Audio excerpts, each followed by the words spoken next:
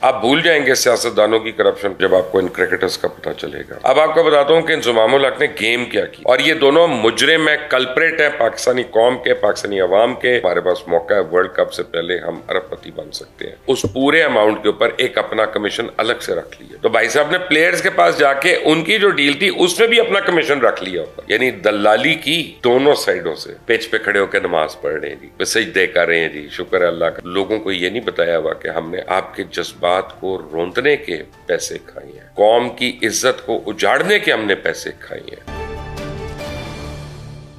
अस्सलाम वालेकुम, आप देख रहे हैं मुबश्शिर लुकमान यूट्यूब चैनल और फेसबुक का मेरा नाम मुबश्शिर लुकमान है। और मैंने कल आपको एक ब्रेकिंग स्टोरी दी थी और आज मेरे पास उसी स्टोरी का पार्ट 2 है, और जो उससे भी बड़ी होशरुबा दास्तान है।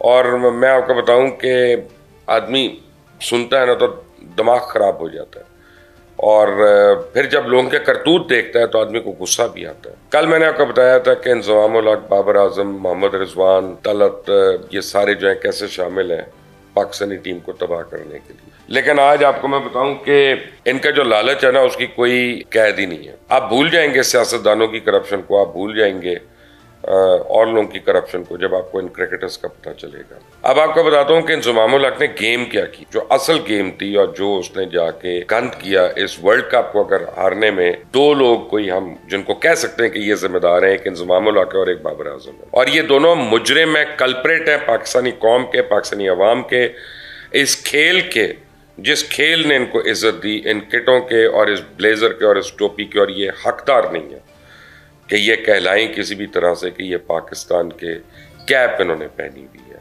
या इन्होंने किसी वक्त भी पहनी। जालिम लोग हैं। आप ये देखें कि आपको मैंने कंपनी बताई थी जो खोली इंजमामुल हक ने यूके में, और उस कंपनी का मैंने आपको डॉक्यूमेंट्स वगैरह भी दिखा दिए, उसके आपको मैंने रजिस्ट्रेशन सर्टिफिकेट वगैरह भी दिखा दिए। रिजवान भी उसका पार्टनर है, उसका भाई जो है उसका इंजमाम का वो कंपनी सेक्रेटरी है उसमें, फिर एक और पार्टनर है। और आगे कॉन्ट्रैक्ट किया बाबर आजम और बाकी सारे जो प्लेयर्स हैं, शादाब भी और हसन अली और ये सारे प्लेयर्स के साथ। ये तो मैं आता हूँ इसके ऊपर, ये तो मैंने आपको कल बेसिक स्टोरी बताई। लेकिन अब उसके बाद क्या किया कि ये सारों ने जब एका हो गया टीम का, और इंजमामुल हक ने इनको चाबी दी और समझाया कि ये तो हमारे पास मौका है, वर्ल्ड कप से पहले हम अरबपति बन सकते हैं, हम क्यों मैच फिक्सिंग करें और हम क्यों स्पॉट फिक्सिंग करें। अभी तक हम स्पॉट फिक्सिंग पे छोटे छोटे पैसे कमाते रहे हैं। वो किस तरह से कि अलेजेडली स्पॉट फिक्सिंग पे जब आप एक नो बॉल करते हैं बताकर, या आप एक वाइड बॉल करते हैं, तो आपको उसका 4 से 5 हज़ार डॉलर मिल रहा है। आप नो बॉल आप यहाँ पे बैठ के एवरेज कैलकुलेट करें, हो अब ये तो एक रन और मिल गया और एक गेंद भी और मिल गई, अब एवरेज क्या हो गई, आपका हार्ट अटैक हो रहा होता है, लेकिन उसका 5 हज़ार डॉलर उसके अकाउंट में आ रहा होता है। इसी तरह वाइड का, इसी तरह स्टंप मिस करने का, इसी तरह रन आउट मिस करने का, वो रेट्स ज्यादा होते रहते हैं। लेकिन असल गेम इन्होंने क्या की, सारी असल गेम ये की कि वर्ल्ड कप पे जाने से पहले, महीना पहले, टीम ने कह दिया हमने वर्ल्ड कप नहीं खेलना और हम नहीं खेलेंगे। हमारे ऊपर क्रिकेट बोर्ड पैसे बनाता है तो क्रिकेट बोर्ड हमें पैसे देगा। और वो एक मसला पड़ गया, और क्रिकेट बोर्ड में ऑलरेडी मसला पड़ा हुआ था कि ज़का अशरफ आए थे, और ज़का अशरफ जो है वो अदालतों में फंसे हुए, ज़का अशरफ कोर्ट में फंसे हुए। प्लेयर्स ने कहा कि इस वक्त पीसीबी की जो मैनेजमेंट है ना वो टोटल डिसरे में है, तो इस वक्त उनको ब्लैकमेल करने का आइडियल टाइम है। और रमीज राजा को अनसेरेमोनियसली फारिग किया था, नजम सेठी को अनसेरेमोनियसली फारिग किया था, ज़का अशरफ को इन किया था। डायरेक्टर्स मान नहीं रहे थे, प्राइम मिनिस्टर शहबाज शरीफ करके गए थे, पीछे पीपल्स पार्टी और आसिफ अली जरदारी साहब की सिफारिश थी ज़का अशरफ को लाने के लिए। और ज़का अशरफ जो थे वो आते ही उनको शौक पड़ गए कि मेरे पहले टिकट्स बुक कर लो, मेरी बीवी के भी, मेरे भी, फ्लाइटें भी, ये भी वो भी, हम तो मैचेस देखने जाएंगे तो हम सामने बैठेंगे। तो इंडियन बोर्ड हेड को वो रिसीव कर रहे हैं कि जी हम अब प्लेयर जरूर भेजेंगे। वो इन चक्करों में पड़ गए अपनी खुदनुमाई में। इन्होंने स्ट्राइक किया, जब वो इंडियन बोर्ड वाला गया यहाँ से, उन्होंने कहा हमने मैचेस ही नहीं खेलने वर्ल्ड कप के। तब ज़का अशरफ ने बड़ा प्रॉब्लम हो गया। अब वो पब्लिकली नहीं बता सकता था भाई साहब कि जनाब मेरे आते ही पूरी की टीम जो है वो बिदक गई है, तो ये तो सीधा ज़का अशरफ की गर्दन जानी थी इस पर। उसको अब उसने सोचा मैं क्या करूं। इतने में इंजमामुल हक जो है वो दाढ़ी को हाथ फेरते हुए, टोपी पहन के, साफा ओढ़ के, अल्हम्दुलिल्लाह अल्हम्दुलिल्लाह भाई आप ठीक हैं, कहे वो पहुंच गए ज़का अशरफ के दफ्तर। और वहां जाके उन्होंने ज़का अशरफ को कहा कि ये मैं अभी हल करा देता हूँ, मसला ही कोई नहीं है।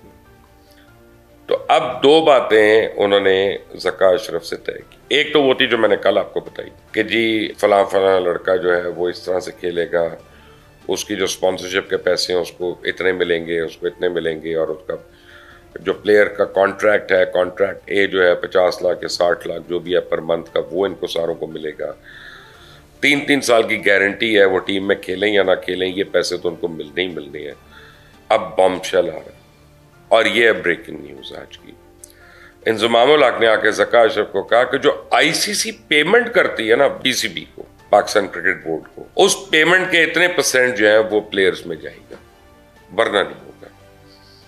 उनका यार ये कैसे हो सकता है, वो आईसीसी और पीसीबी का है, पूरी दुनिया में कोई बोर्ड जो है वो ये नहीं करता। उनका आपने करना है तो टीम खेलेगी, आपने नहीं करना तो टीम वर्ल्ड कप नहीं खेलेगी, आप जाने आपका काम जाने। अच्छा, उससे पहले अब ये टीम के नाम वाम भेज चुके हुए थे, यानी जो 16, 17, 18 प्लेयर्स होते हैं उनके नाम भी भेज चुके थे, तो वो विड्रॉ भी नहीं हो सकते थे उस स्टेज पे। अब सर पकड़ के बैठ गए।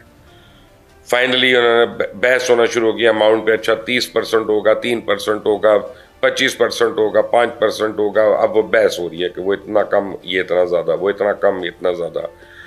आर्म ट्विस्टिंग कर करके वो एक अमाउंट पे आ गए, और वो कई अरब रुपया बनता है, वो सालाना कई अरब रुपया बनता है। और उस पे अब जब फाइनल हो गया, ज़का अशरफ ने सुख का सांस लिया, उनका चलो शुक्र है अब मान गए, उनका एग्रीमेंट करा दो।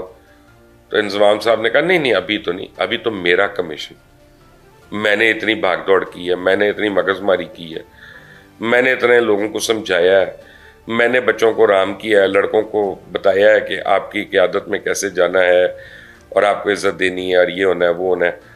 तो इंजमामुल हक ने उस पूरे अमाउंट के ऊपर एक अपना कमीशन अलग से रख लिया। मजे की बात है जब वो प्लेयर्स के पास गए तो भाई साहब ने प्लेयर्स के पास जाके उनकी जो डील थी उसमें भी अपना कमीशन रख लिया होगा।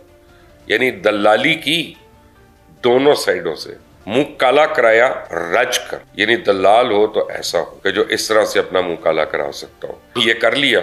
अब उसके बाद उन्होंने एड्स पकड़े, कमर्शियल से पहले के पकड़ रहे थे प्लेयर्स के लिए कि ये प्लेयर इस कमर्शियल में, तो ये प्लेयर इस कमर्शियल में, सारे ये वो। और हर कमर्शियल वाले कहा कि आप जो है ना कम से कम आप इसमें $2-2 मिलियन देंगे इस पर। ले जी वो अब 40-40 करोड़ तक वो बात चलेगी एक एक इश्तेहार की। उसमें भी उनकी कंपनी भी शेयर ले रही है, उनकी मैनेजमेंट भी शेयर ले रही है, प्लेयर भी ले रहा है, सारे खा रहे हैं मिलकर। क्या जी ये तो अगर ना हुआ तो फिर उन्होंने कहा ये तो खेलेगा, ये 10 बार ही 0 करके आउट होगा तब भी यही प्लेयर खेलेगा, टीम में यही होगा और इस ऑर्डर पे होगा जो आपको ऑर्डर बता रहे हैं। ये बॉलर हसन अली ही बॉलिंग करेगा। उन्होंने कहा ये तो पिछले पूरे साल भी नहीं खेला है, इसको कैसे जस्टिफाई करोगे। उन्होंने कहा जब आपको कह दिया कि आप जो बॉलर जाएगा वो यही जाएगा, आप साइन कर लें कोई बात नहीं, और वो कर ली। उनका इमाद वसीम उनका नहीं जाएगा, फिर अब वो उनका फलां उनका नहीं जाएगा, उनका सरफराज उनका भूल जाए, उसको खत्म कहानी। यानी अपनी अपनी वो करके अब टीम में जब ये लड़कों को पता हो सारों को कि मैं तो चेंज ही नहीं हो सकता, मेरे बेंच पे भले ज़हीर अब्बास बैठा है, भले ब्रैडमैन बैठा है, भले विराट कोहली बैठा है, वो मुझे रिप्लेस नहीं कर सकता। चाहे मैं अंडे पे आउट हो रहा हूँ बार बार, चाहे मैं 100 रन खा रहा हूँ 10 ओवरों में, कोई फ़र्क नहीं पड़ता, मेरी रिप्लेसमेंट नहीं है। तो अनलेस एंड अनटिल कोई इंजरी ना हो जाए। तो इंजरी कैसे होनी? इंजरी तो नहीं है कि अगर आपने जोर लगाना है, इंजरी तो नहीं है कि अगर आपने बॉल से लड़ना है, इंजरी तो नहीं है। जैसे कल आपने न्यूजीलैंड और ऑस्ट्रेलिया का मैच देखा कि एक एक शॉट लगती थी, 2-2 प्लेयर जो पीछे भाग रहे होते थे, एक बेचारा रोकता था, दूसरा थ्रो करता था, यानी एंड तक टीम लड़ रही थी और वो भी टीम लड़ रही थी, वो भी टीम लड़ रही थी। ऐसे मैच में, कांटे के मैच में तो इंजरी हो सकती है। जहां बतख की तरह खड़े हों, ना आपने हिलना ना आपने झुलना, वहां पे आपको खाक इंजरी होनी। अब किसी को बुरी नज़र से देखने से तो इंजरी होती नहीं है। तो बहरहाल और इनका यही खेलेंगे और आपका वर्ल्ड कप स्क्वाड जो है वो पूरे का पूरा कॉम्प्रोमाइज हो गया। अभी भी, यानी मैं ये तो नहीं कह रहा कि पाकिस्तान वर्ल्ड कप जीत सकता था, लेकिन अगर अभी भी आपकी सही टीम वहां पे फील्ड हुई होती तो सेमीफाइनल तो दूर की बात है, लेकिन आप कोई भी मैच हार सकते हैं और कोई भी मैच जीत सकते हैं।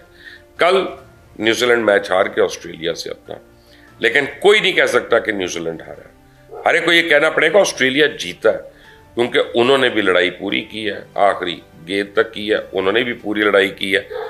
लड़के इतना आप अपने आप की जान मार के, जब आप अपने नेशनल फ्लैग के लिए जान मार रहे हैं तो वो नजर आ रही होती है, तो उसमें गेम जीतती है, क्रिकेट जीती उसमें क्रिकेट लवर्स जो है उनकी जीत हुई, उसमें किसी की हार या किसी की जीत नहीं हुई। ऑन द होल मैं आपको बताऊं, in the true sense of the word, आधा पाकिस्तान जिसको मैं जानता हूं, जो हमारे जानने वाले हैं क्रिकेट वाले, कल के मैच पे घुसे हुए थे, हिल नहीं रहे थे, देख रहे थे उनका मैच कितना अच्छा हो रहा है, ये देख क्रिकेट कितनी अच्छी हो रही है, यानी आला दर्जे की स्पोर्ट हो रही है। ये हमारे बोर्ड का हाल हो गया, और बोर्ड क्यों नहीं उनको चेक कर सकता, वो रीजन मैंने आपको कल अपने वीलॉग में बता दी थी।